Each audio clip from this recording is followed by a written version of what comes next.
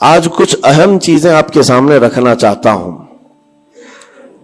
میں کتاب پڑھ رہا تھا امام غزالی رحمۃ اللہ تعالی علیہ کی، اس میں بہت اہم چیزیں آپ نے بیان فرمائی. اللہ کے ناراض ہونے کی نشانیاں کیا ہیں، بندہ کیسے پتا کرے کہ اس کا رب اب اس سے راضی ہے یا ناراض ہے. یہ بہت اہم چیز ہے میرے عزیزو. اللہ کریم بندوں سے راضی ہے یا ناراض ہے یہ کیسے پتا چلتا ہے؟ اس کی کچھ نشانیاں بزرگوں نے فرمائی، حتیٰ کہ حدیث پاک میں بھی ملتی ہیں. رسول کریم صلی اللہ علیہ وسلم سے بھی پوچھا گیا، اور پھر مولا علی کرم اللہ وجہہ الکریم کے اقوال بھی ہیں. آج ہمیں ان چیزوں کی طرف خاص نظر کرنے کی ضرورت ہے. اگر وہ چیزیں پتہ چل جائے تو ہو سکتا ہے انسان اپنے آپ کی اصلاح کر لے اور اس میدان سے نکل آئے. کیونکہ غفلت میں کبھی ایسا ہوتا ہے کہ اسے لگ رہا ہے میں جو چل رہا ہوں صحیح چل رہا ہوں، سب تو ٹھیک ٹھاک ہے، لیکن بسا اوقات ایسا ہوتا ہے کہ وہ اتنے غلط راستے پر ہے کہ رب تعالیٰ کی ناراضگی اس کے ساتھ ہے. حدیث پاک میں اگر پوچھا گیا تو حدیث میں ایک لفظ سب سے زیادہ ہے، کئی حدیثیں ہیں. ابن ابی دنیا میں یہ حدیث منقول ہے. حضور پاک صلی اللہ علیہ وسلم نے فرمایا، اللہ کے ناراض ہونے کی سب سے بڑی نشانی یہ ہے کہ جب تم میں سے سب سے برے لوگوں کو تم پر وہ حاکم بنا دے تو سمجھ لو کہ اللہ قوم سے ناراض ہے. برے لوگ، آج تو یہ تو لوگوں میں زبان زد ہو گیا ہے جملہ کہ حاکم جو ہوتے ہیں وہ گنڈے ہوتے ہیں، موالی ہوتے ہیں، جو سیاست میں جاتے حکومت کرتے ہیں وہ سب کے سب چھٹے ہوئے بدماشوں میں سے آتے ہیں. ایک طرح سے لوگوں میں ایک بات مشہور ہے اور اس کو تو اب نارملی لیا جا رہا ہے. کوئی اچھا آدمی جاتا بھی ہے تو اس کو پوچھا جاتا ہے تجھے کیا ہو گیا کہ تو اس میدان میں آ گیا. حالانکہ یہ میدان اتنا بدنام ہوا ہے تو اس کو آپ نارملی نہ لیں، بلکہ رسول پاک صلی اللہ علیہ وسلم فرماتے ہیں اللہ کے ناراض ہونے کی یہ نشانی ہے. اور دوسری نشانی فرمایا کہ جب اللہ کریم ناراض ہوتا ہے تو بارشوں کو روک لیتا ہے، بے موسم بارش آنے لگتی ہے. اگر بغیر موسم کے الگ الگ انداز سے بارشیں آنے لگ جائیں تو سمجھ لو کہ رب تبارک و تعالیٰ کی غضب کی نشانی ہے اور اس کی ناراضگی کی نشانی. پھر تیسری چیز اسی حدیث میں یہ فرمایا گیا کہ رب تبارک و تعالیٰ لوگوں کے رزق سے برکت ختم کر دیتا ہے، اس کی ناراضگی کی یہ نشانی ہے. اب برکت ختم ہونے کے طریقے بہت سارے ہیں، اب اس کو میں آپ کو بتاتا ہوں. لیکن مجھے جو بات بہت اہم لگی اور دل پر لگی، مولا علی کرم اللہ وجہہ الکریم ایک بار بیٹھے ہوئے تھے، تسبیح پڑھ رہے تھے. ایک شخص آیا اور بہت بپھرا ہوا تھا، پریشان حال تھا. دروازہ کھٹکھٹایا، اندر آیا. مولا علی کرم اللہ وجہہ الکریم نے پوچھا کیا بات ہے، کیوں اتنا پریشان ہے؟ کہا کہ میں لٹ گیا، اتنا برباد ہو گیا ہوں، میں کیا کروں، مجھے کچھ سمجھ میں نہیں آتا. یہ کئی لوگوں کی زندگی میں چلتی ہوئی بات میں آپ کے سامنے رکھ رہا ہوں. آج سے 14 صدی پہلے یہی سیم مسئلہ لے کر کے آیا جو آج بہتوں کے ساتھ یہ چل رہا ہے. پوچھا آپ نے کیا ہوا ہے؟ کہا اچھا خاصا میرا بزنس چلتا تھا، اچانک رک گیا. اچھی خاصی تجارت تھی، مال بہت آتا تھا، سب اچانک بند ہو گیا. اب تو پوزیشن یہ، حال یہ ہے کہ جس چیز میں ہاتھ لگاتا ہوں نقصان ہی ہوتا ہے. اور اس نے یہ بھی کہا کہ اگر میں سونے کو بھی ہاتھ لگاؤں تو ایسا لگتا ہے مٹی بن جائے گی. ساری چیزیں ختم ہو گئی ہیں. وہ رویا جا رہا تھا اور کہا کہ مجھے اس کا سبب نہیں پتا ہے، کیا ہو رہا ہے کیا نہیں ہے. مولا علی کرم اللہ وجہہ الکریم نے ایک ہی چیز فرمایا، کہا کہ میں تیری سبب کو پہچان لیا. یہ جو چیزیں ہو رہی ہیں تیرے ساتھ میں تیرے سبب کو پہچان لیا. کہا کیا ہے؟ کہا کہ رب تبارک و تعالیٰ تجھ سے ناراض ہے ان گناہوں کی وجہ سے جو تو جان بوجھ کر کنٹینیو کرتا ہے، روزانہ جاری رکھا ہوا ہے. میرے عزیزوں، لوگوں کے ہاں آج یہ سب چیزیں ہیں لیکن وہ اس چیز کی طرف نہیں آتے کہ کون سے گناہ ان کے ساتھ چل رہے ہیں.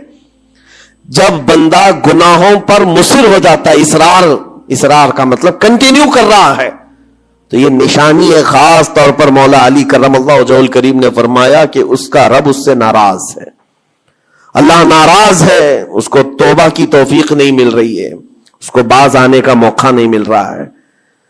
اس نے پوچھا کہ میں کیسے پتہ کروں کہ کون سے گناہ چل رہے ہیں اور کن گناہوں کی وجہ سے میرے رزق کی برکت ختم ہو رہی ہے؟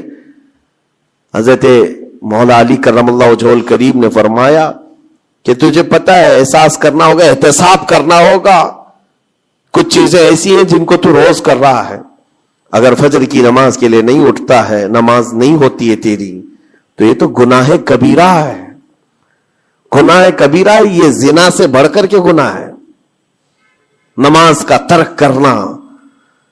تو یہ اگر تیری زندگی میں کنٹینیو جاری ہے تو گویا کہ تو حرام پر حرام، کبیرہ پر کبیرہ کرتا ہوا اس قدر اصرار کرتا جا رہا ہے، تو تیرے رزق کی برکت کہاں رہے گی؟ ختم ہو جائے گی۔ تیرے دل کے اندر اللہ تعالیٰ نے سختی پیدا کر دی ہے۔ میرے عزیزو، آج کے حالات میں اگر کوئی اس طرح کا معاملہ لے کر کے آئے، بابا کے پاس فوراً بھاگے گا کہ میرے روزی پر کسی نے بندش کر دی ہے، روک لگا دی ہے، کسی نے جادو ٹونا کر دیا ہے، اس کو اپنی فکر نہیں ہے کہ اس کے عمل کیا ہے، لیکن باباؤں کے پاس جانا ہے، کسی مولانا کے پاس جانا ہے، کسی عامل کے پاس جانا ہے۔ دکان میں اچھی تجارت چل رہی تھی، اچانک بند ہو گیا، اور بابا بھی یہ نہیں کہتے کہ توبہ کر لے تو صحیح ہو جائے گا، نہیں، وہ اس کے رشتہ داروں میں سے کسی نے بڑا کچھ کر دیا ہے، اس کو یہی سجیسٹ کیا جائے گا۔ اور یہ ایسا خطرناک ماحول ہے، میں دیکھ رہا ہوں، کوئی بھی اٹھ کر کے جاؤ کسی عامل کے پاس آپ جاؤ، کہا جائے گا کہ بڑا کچھ کیا ہے آپ کے ساتھ، بڑا کچھ کیا ہوا ہے، تمہاری روزی پہ بند باندھا ہوا ہے، تمہاری تجارت پر جو ہے روک لگائی گئی ہے۔ کون کیا ہے؟ تمہارے چاہنے والوں میں سے، رشتہ داروں میں سے، اور اس بندے کو رشتہ داروں کا دشمن بنایا جاتا ہے۔ وہ ہر ایک پر نظر رکھتا ہے، پھپھو نے کیا کہ ماموں نے کیا کہ چاچا نے کیا، فلاں نے کیا، سارے رشتہ داروں پر اس کی شک کی نظر ہے۔ یہ قطع رحمی کا ایک بہت بڑا مظہر اس کو بنایا جا رہا ہے۔ کتنے گھروں کو اس طرح باباؤں نے توڑ رکھا ہے، اور انجانے میں یہ دماغ میں یہی بیٹھا کر کے رکھا ہے کہ نہیں، میری روزی پر انہوں نے بندش باندھی ہے۔ یقین کے ساتھ کسی کو نہیں معلوم، کاش یہ اگر اس کو بتائے ہوتے، یہ 99% جن کو تکلیفیں ہیں ان کے روزی کے معاملات، ان میں سے 99% کے حالات ایسے ہیں کہ فجر کی نماز نہیں پڑھتے۔ یہ کسی کو توفیق نہیں ہوتی، کسی بابا کو، کسی عامل کو، کہ ان کو تنبیہ کریں۔ فجر کی 2 رکعات رزق کے کئی دروازے کھول دیتی ہے۔ میرے آقا صلی اللہ علیہ وسلم کا فرمان ہے، اور تم بستر پر ٹانگ پھیلا ہے سوئے ہوئے ہو، اور پھر شام میں اٹھ کر بابا کے پاس جا کر کہتے ہو بندش ہے، کسی نے باندھ کے رکھا ہے، تم نے خود اپنے اعمال سے باندھا ہوا ہے۔ اور رب تبارک و تعالیٰ فرماتا ہے سورہ فاطر میں، ما یفتح اللہ للناس من رحمت فلا ممسک لہا، اللہ اپنی رحمت سے جس کے لیے دروازے کھولتا ہے کوئی اسے بند نہیں کر سکتا۔ یہ رب کا فرمان سنا رہا ہوں، وما یمسک فلا مرسل لہ من بعدہ، اور اللہ فرماتا ہے جس کے لیے اللہ روک دے کوئی طاقت اسے کھول نہیں سکتی۔ اللہ نے اگر بند کر دیا ہے تو کوئی نہیں کھولے گا۔ اب یہ رب تبارک و تعالیٰ کس کے لیے بند کرتا ہے، کس کے لیے کھولتا ہے، یہ اس کی شان ہے۔ لیکن ساتھ میں ایک بات اور آپ کو بتا دوں، حضرت ابو سفیان ثوری رحمۃ اللہ تعالی علیہ، حضرت سفیان ثوری کا ایک قول ہے، قسوۃ القلوب عقوبۃ للعاصی، یہ گناہ کنٹینیو جو کر رہا ہے اس کی سزا کیا ہے؟ یہ اللہ تبارک و تعالیٰ کے ناراضگی کی نشانی، سزا کیا ہے؟ کچھ لوگوں کو ایسا لگتا ہے مجھے کچھ نہیں ہو رہا ہے، میرا گھر بار سب صحیح ہے، ٹھیک ٹھاک ہے، تو فرمایا اس کی پہلی سزا تو یہ ہے عقوبۃ قسوۃ القلوب، یعنی جو کنٹینیو گناہ کرتا ہے رب تعالیٰ اس کا دل پتھر کی طرح بناتا ہے، سخت ہو جاتا ہے اس کا دل، نہ رب تبارک و تعالیٰ کے نام پر اس کی کبھی آنکھیں بھیگتی ہوئی دکھتی ہیں، نہ عذاب قبر کا اسے خوف محسوس ہوتا ہے، نہ محشر کے دن کی فکر، نہ جہنم کے لپکتے ہوئے شعلوں سے اس کا دل دہلتا ہے، نہیں، دل سخت ہو گیا ہے۔ گناہوں پر جو بندہ کنٹینیو اصرار کرتا جاتا ہے اس کا دل سخت کر دیا جاتا ہے۔ یہ رب تبارک و تعالیٰ کے ناراض ہونے کی نشانی ہے، غضبناک ہونے کی نشانی ہے۔ اور ایک نشانی یہ فرمائی ہے، تابعین نے فرمایا کہ اگر بندے کو عبادت کرنے میں مزہ نہیں آتا تو سمجھ لو کہ رب تعالیٰ اس سے ناراض ہے، توفیق چھین لیا۔ نماز پڑھنے میں دل نہیں لگتا، اور اگر وہ نماز کی اذان کی آواز سن کر کے بھی لاپرواہی برتتا ہے تو فرمایا گیا یہ اس بات کی علامت ہے کہ اس کا رب اس سے راضی نہیں ہے۔ اور جس سے مولا راضی ہوتا ہے کڑاکے کی ٹھنڈیوں میں بھی اس کو بستر سے اٹھا کر اپنے دربار میں لاتا ہے۔ جس سے رب تبارک و تعالیٰ راضی ہے اس کو اپنے دربار میں لگائے رکھتا ہے، وہ رات ہو کہ دن ہو کہ صبح ہو کہ دوپہر ہو، وہ بندہ دوڑا ہوا رب تعالیٰ کے حضور پہنچ جاتا ہے۔ میرے عزیزو اپنی اپنی فکر کریں، ہم کس کیٹیگری میں چل رہے ہیں؟ کہیں ایسی زندگی نہیں گزر رہی ہے کہ ہمارا رب ہم سے راضی نہ ہو، ناراض ہو؟ پھر پوچھا گیا کہ اگر اللہ تبارک و تعالیٰ ناراض ہے تو پھر دولت کی ریل پیل گھر بار ساری چیزیں ہیں۔ فرمائے یہ بھی ایک نشانی اللہ کی ناراضگی کی کہ گناہ کنٹینیو ہونے کے باوجود اگر تمہارے مال میں کمی نہیں آ رہی ہے، روزانہ بڑھتا جا رہا ہے، تو خوف کھاؤ کہ اللہ بڑے عذاب کا تمہارے لیے تیاری فرما رہا ہے۔ آخرت میں تمہارا کوئی حصہ نہیں ہوگا، سب کچھ دنیا میں دے دیا جائے گا اور تمہارے لیے بڑے عذاب کی تیاری ہو رہی ہے۔ اگر گناہوں کی وجہ سے پکڑ نہیں ہوئی اور تمہارا مال اور یہ ساری چیزیں چل رہی ہیں تو یہ اس بات کی علامت ہے کہ بڑے عذاب کی تیاری ہے۔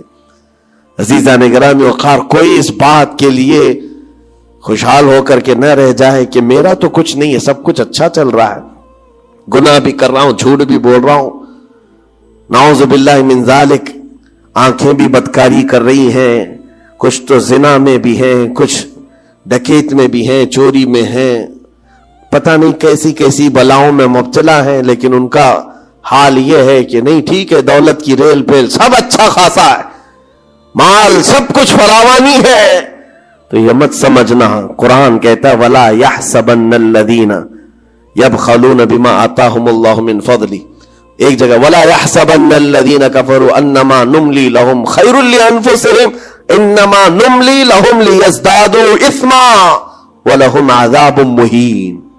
اللہ فرماتا ہے جو لوگ ہم سے دور ہو رہے ہیں وہ یہ مت سمجھیں کہ اللہ تعالیٰ کے بارگاہ میں وہ اچھا کر رہے ہیں، بلکہ رب تعالیٰ فرماتا ہے انما نملی لہم، ہم ان کو ڈھیل اس لیے دے رہے تاکہ وہ اور گناہ کر لیں، لیزدادوا اسما، اور گناہ کر لیں۔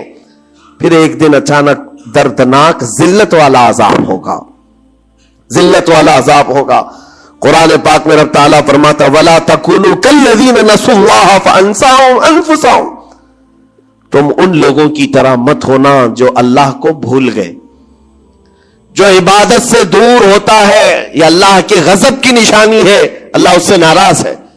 اگر عبادات میں نہیں آ پا رہا ہے، نمازیں اس کی کمپلیٹ نہیں ہو رہی ہیں تو اللہ ناراض ہے اس سے۔ اور قرآن میں رب تعالیٰ فرماتا ہے، یہ سورہ حشر کی آخری آیتوں میں سے ہے، مشہور آیت، وَلَا تَكُونُوا كَالَّذِينَ نَسُوا اللَّهَ، جو اللہ کو بھول گئے تھے ویسے مت بنو، ورنہ کیا ہوگا؟ رب فرماتا فَأَنسَاهُمْ أَنفُسَهُمْ، اللہ ان کو خود اپنے آپ کو بھلا دے گا، یعنی تمہیں ایسا بنا دیا جائے گا کہ تم کو خود یاد نہیں ہوگا تم کون ہو، بھول جاؤ گے۔ قیامت کے دن بھی ایسے بہت ہوں گے جن کو خود پتا نہیں ہوگا کہ کیا تھے، بلکہ مرنے کے وقت بھی کئی لوگ اپنا نام تک بھول جاتے ہیں۔ ان سے پوچھا جائے، اسی لیے تو کلمہ پڑھنے کی تلقین کی جاتی ہے کہ آپ وہاں بیٹھ کر کے کلمہ پڑھتے رہو، ورنہ وہ بھولتا چلا جائے گا، بھولتا چلا جائے گا۔ ایسی کیفیت میں آتا ہے بندہ کہ وہ خود اپنے آپ کو بھول جاتا ہے۔ اور رب تعالیٰ فرماتا ہے کہ جن لوگوں نے اللہ کو بھلا دیا اللہ ان کو بھلا دے گا خود کا، ان کی ذات ایسی بن جائے گی کہ وہ خود اپنے آپ کو بھول چکے ہوں گے۔ عزیزان گرامی وقار، جو نشانیاں بتائی گئی ہیں ان کو چن چن کر کے دیکھو، کہیں میری زندگی میں آ تو نہیں گئی ہیں۔ دل کا سخت ہونا یہ بہت بڑی علامت ہے، اور دل سخت ہے یہ کیسے پتا چلے؟ فرمایا گیا کہ مسجد میں اگر زیادہ دیر بیٹھنے کی خواہش نہیں ہوتی ہے تو دل کالا ہے، اگر قرآن پڑھنے میں دل نہیں لگتا ہے تو دل سخت ہو چکا ہے۔ اٹھاؤ قرآن ہاتھ میں، دیکھو کتنی دیر پڑھ سکتے ہو، اور موبائل کو گھنٹوں چلا سکتے ہو.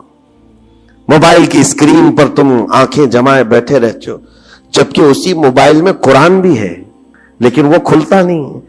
اور قرآن اگر نہیں کھل پا رہا ہے تم سے اور صفحہ دو صفحہ نہیں پڑھ پا رہے ہو تو تمہارا دل کالا ہو چکا ہے، دل سخت ہے. یہ 3 علامتیں تو مشہور ہیں فرمائی گئی کہ اور تیسری بات یہ ہے کہ تمہارے جیب میں پیسے ہو اور کوئی سائل اور فقیر آیا اور تم اس کے لیے صدقہ نہیں کر پا رہے ہو تو دل تمہارا پتھر ہو چکا ہے. یہ دل کے سختی کی علامت ہے. اور قسوۃ القلوب عقوبۃ للعاصی، یہ کہا گیا ہے دل کا سخت ہونا یہ تو رب کی طرف سے بہت بڑی سزا ہے، بہت بڑی سزا ہے. گنہگار کی سزا یہاں سے شروع ہوتی ہے. اور پھر آپ کو ایسا لگ رہا ہوگا کہ دل سخت ہو گیا ہے تو کیا ہوگا، اس کو ہلکے میں نہ لیں، ہلکے میں نہ لیں. فرمایا گیا کہ جب دل سخت ہو جاتا ہے تو بندہ کفر تک بھی جا سکتا ہے، کفر تک بھی جا سکتا ہے. دل کی سختی اس کو کفر بھی لے جاتی ہے. بلکہ بزرگوں نے یہاں تک فرمایا کہ جب بندے کا دل سخت ہو جاتا ہے تو اس کے نزدیک ماں سے زنا بھی ہلکا لگتا ہے، بیٹی سے زنا بھی اس کے لیے ہلکی چیز ہے. دل سخت ہے تو جانوروں سے زیادہ ذلیل کام کرنے کو بھی آسان سمجھتا. دل کی سختی اس کو بھیانک گناہوں کی طرف لے جاتی ہے جس کی سوچ بھی نہیں کر سکتے. اسی لیے میرے عزیزوں وہ دل کی سختیاں آنے سے پہلے اپنے رب کو راضی کر لیں، وہ رحمان کو راضی کر لیں. آج کے ان حالات کو دیکھ کر کے یہ سب محسوس ہونے لگتا ہے کہ کہیں رب ناراض تو نہیں ہے بندوں سے. دعائیں کثرت سے ہوتی ہیں، ہماری دعائیں کہاں جا رہی ہیں؟ اور ظالموں کا ظلم بڑھتا چلا جا رہا ہے. شریر اور فسادی لوگوں کو ہماری گردنوں پر حاکم بنایا گیا ہے. یہ سب رب تعالیٰ کے غضب کی علامات ہیں. اجتماعی توبہ ہو، اور توبہ کا بھی مطلب یہ نہیں ہے کہ دونوں گال پہ ہم تھپڑ مار کر کے نکل جائیں. زندگی پر اس توبہ کے اثرات کا اظہار ہونا چاہیے. آج رات کو توبہ کیا ہے، رب تعالیٰ کے حضور سچی توبہ کیا ہے تو کل اس کی زندگی میں تبدیلی تو آئے. رات بھر توبہ کرتا رہا اور فجر میں سو رہا ہے تو کوئی تبدیلی نہیں آئی. یعنی تم نے دل سے اللہ کی بارگاہ میں توبہ ہی نہیں کیا ہے، نہ ہی تمہارے چال چلن میں کوئی فرق آیا. یہ توبہ نہیں ہے. تھپڑ تو 1000 بار مار لو، اس کو توبہ نہیں کہا جاتا. توبہ عزم مصمم کا نام ہے. اور اللہ تبارک و تعالیٰ کو راضی کرنے والی توبہ وہی ہے جو عزم مصمم کے ساتھ ہوتی ہے. جانتے ہو سیدنا عمر فاروق رضی اللہ تعالیٰ عنہ، ان کا دور وہ ایک ایسے رعب و دبدبے کا دور ہے. ایک شخص ایک دکان سے یا گھر سے شراب کی بوتل لیا اور نکلا باہر. شراب کی بوتل لے کر کے حضرت عمر فاروق رضی اللہ تعالیٰ عنہ راستے پر آ رہے تھے، آپ کی نظر پڑ گئی، اس نے بوتل چھپا لیا. شراب کے ساتھ پکڑا جاتا، ابھی کوڑے بھی مارے جاتے اور ذلیل بھی ہوتا. حضرت عمر جیسے بڑھتے آ گئے، اس کی ہیبت بھی بڑھتی چلی گئی. کیا ہوگا کیا ہوگا، بچ بچا کے نکل جاؤں نہیں، لیکن سیدھے وہ سامنے آ کے کھڑے ہو گئے. کہا کہ کہاں سے؟ کہا یہیں سے آ رہا ہوں. کیا ہے جس کو تم بغل میں چھپائے جا رہے ہو؟ جس چیز کو چھپا رہا تھا اسی چیز کا سوال کیا انہوں نے. اس بندے نے کہا کچھ نہیں امیر المومنین، دودھ کی بوتل ہے، دودھ کی بوتل ہے، میں چھپایا ہوا ہوں. آپ آ رہے تھے آپ کی عظمت میں. حضرت عمر فاروق رضی اللہ تعالیٰ عنہ کی دوربین نظر جانتی تھی. آپ نے کہا دودھ کی بوتل ہو تو چھپانے کی ضرورت کیا ہے، نکالو باہر. اب اس کے ہاتھ اتنے کانپنے لگ گئے ڈر کے مارے کہ وقت کا وہ امیر المومنین کھڑا ہے جس سے قیصر و کسریٰ بھی تھر تھراتے ہو.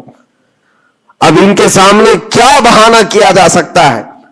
اس نے بغل میں سے آہستہ سے بوتل نکالی، آپ کے سامنے سر جھکا کر پیش کیا. حقیقت میں وہ دودھ کی ہی بوتل تھی، دودھ کی ہی بوتل تھی. یہ دیکھ کر اس کا سر چکرا گیا. شراب لے کر کے نکلا تھا اور بغل میں چھپایا بھی تھا امیر المومنین کے ڈر سے. حضرت عمر فاروق نے کہا کہ یہ دودھ کی بوتل ہے تو تیرے اندر اتنا ڈر اور سہم کس بات کا، سچ بتا. رونے لگ گیا، آپ کا دامن پکڑ کر کے کہا امیر المومنین سچ بتاؤں تو شراب کی بوتل لے کے نکلا تھا، لیکن جیسے ہی آپ پر نظر پڑی دل اتنا پسیج گیا، میں اندر سے رحمان کو پکارا، اے رب کریم آج تو عمر کے سامنے میری عزت بچا لے, کبھی ہاتھ نہ لگاؤں گا, شراب کبھی نہیں پیوں گا. دل سے میں نے پکارا, رب تعالیٰ نے میری عزت رکھ لی اور اس شراب کو دودھ میں بدل دیا. میرے عزیزوں, وہ ناراض ہوتا ہے تو جلدی راضی بھی ہوتا ہے, وہ راضی بھی ہوتا ہے. ایسا نہیں ہے کہ مولا تعالیٰ غضبناک ہے تو بندوں کو عذاب میں مبتلا کرے گا. ایک دعا کرو, ایک دعا کرو رب تبارک و تعالیٰ کی بارگاہ میں, جو مجھے بڑی لگی دل کو, جو میں آپ کے سامنے شیئر کر رہا ہوں. کبھی سجدے میں گر کر اس سے مولا سے اتنا کہو کہ اے رب, تیرے لیے بندے میرے علاوہ کروڑوں ہیں, میں ایک نہیں ہوں, تیرے تو کروڑوں بندے ہیں, لیکن مولا میرے لیے تو صرف تو ایک ہی ہے. میرے لیے تو صرف ایک ہی ہے جس کے سامنے جھک کر میں مانگ سکتا ہوں. تجھ سے جو منہ چھپاؤں تو کروں کس کے سامنے. رب تبارک و تعالیٰ کو یہ ادا پسند آتی ہے, کیونکہ یہ قرآن پاک میں حضرت عیسیٰ علیہ السلام کے ضمن میں بیان کی گئی ہے. اللہ تعالیٰ نے خود اس کو قرآن میں فرمایا, ان تعذبهم فانہم عبادک وان تغفر لهم فانک انت العزیز الحکیم. عیسیٰ علیہ السلام نے اپنے امتیوں کے لیے اللہ کی بارگاہ میں یہ التجا کی تھی, مولا اگر تو ان کو عذاب دے گا تو تیرے ہی تو بندے ہیں, تیرے ہی تو بندے ہیں, اور اگر بخش دے گا تو تو غالب حکمت والا ہے, تیرے خزانے میں کوئی کمی نہیں ہونے والی ہے. عزیزان گرامی وقار, جن گناہوں پر زندگی گزر رہی ہے اس سے نکل آنا ضروری ہے. آج یا کل موت کا فرشتہ آ جائے گا, کہیں ایسا نہ ہو کہ اسی گناہوں کے دروازے پر ہمیں دستک دی جائے, اور جو بندہ جس حال میں دنیا سے مرتا ہے پھر اسی حال میں اسے اٹھایا نہ جائے, ذلیل لوگوں میں اس کو قیامت کے دن اٹھایا نہ جائے. جانے کی تیاری تو ہونی چاہیے, اور جس طرح سے بھی ممکن ہو سکے توبہ کرو, اپنے اندر سے اور باہر سے صاف ہو جاؤ. اور رب تبارک و تعالیٰ کو راضی کرنے کے لیے توبہ سب سے بڑی چیز ہے, سب سے بڑی چیز ہے. میرا رب فرماتا ہے قرآن پاک میں, لا تقنطوا من رحمت اللہ, اللہ کی رحمت سے مایوس نہ ہو, وہ سارے گناہوں کو معاف کرے گا, بے شک اللہ غفور و رحیم ہے. لیکن آج جو اس کے ناراضگی کی نشانیاں ہیں اپنی زندگی میں ڈھونڈ ڈھونڈ کے نکال لو. اگر مجھ سے عبادت نہیں ہو رہی تو میرا رب ناراض ہے مجھ سے, میرے گھر میں تجارت پر روک لگی ہے تو میرا رب ناراض ہے, اور اگر مال اور دولت کی کثرت ہے لیکن گناہ مجھ سے نہیں چھوٹ رہے ہیں تو پھر تو اللہ تعالیٰ ایک بڑے عذاب کی تیاری میں ہے. رب تبارک تعالیٰ ایک بڑا عذاب میرے لیے تیار رکھا ہے, بڑا عذاب میرے لیے تیار رکھا ہے. میرے ان گناہوں کی وجہ سے وہ سب کچھ مجھے دنیا میں دے رہا ہے. یہ ڈر کی بات ہے. اللہ تبارک و تعالیٰ کی بارگاہ میں دونوں چیزیں رکھے, اس کی بخشش کی امید بھی اور اس کے پکڑ کا خوف بھی. اور اس خوف اور امید کے بیچ میں جینے کا نام ایمان کی زندگی ہے. اللہ کریم ہم سب کو اس ایمان کی زندگی عطا فرمائے. رب تبارک و تعالیٰ ہم سب کو اپنے غضب سے دور رکھے, اس کی ناراضگی سے ہمیں دور رکھے. اللہ اے رب کریم اس وقت تک ہمیں تو دنیا سے نہ اٹھا جب تک تو ہم سے راضی نہ ہو جا. اے اللہ جب تک تو ہم سے راضی نہ ہو جا, اے اللہ جب تک تو ہم سے راضی نہ ہو جا. وصلی اللہ تعالی علی خیر خلق محمد وآلہ وصحبہ اجمعین, وآخر دعوانا ان الحمد للہ رب العالمین. السلام علیکم.